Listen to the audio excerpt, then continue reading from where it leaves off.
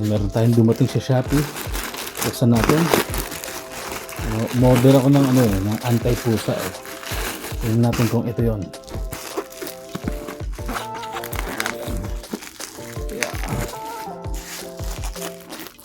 Yun, nakakita ko na.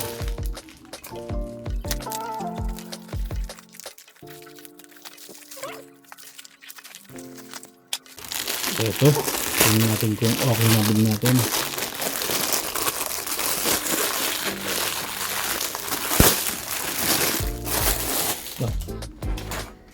Ay, sakala ko tela, iba pala siya.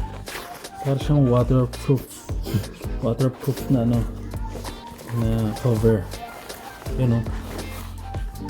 Ayos. Parang ko tela talaga. Ang problema ako kasi pag umulan, mabasa. Pero ano pala siya, iba yung texture niya. Ayan o. Waterproof. Ang binili ko ay, ito, nakalagay. Daily Grind. Kaya yung itsura natin na yung tingnan natin kung pasok sa ating motor. Aerox nga pala yung motor natin. Sige, subukan natin ilagay. Let's go.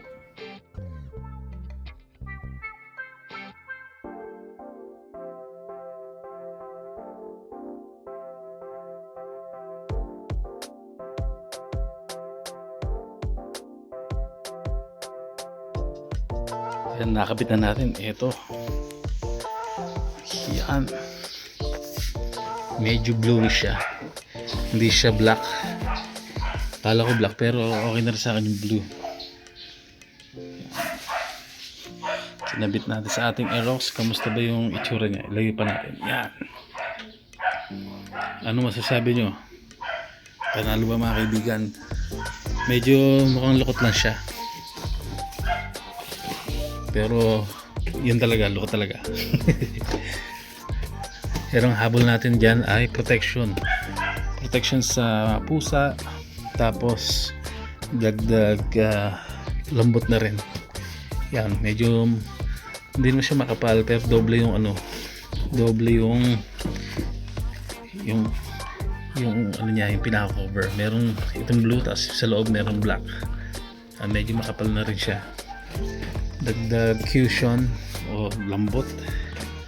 At yun nga, yung number 1 na habol natin ay yung iwas kalmot ng pusa. Alright.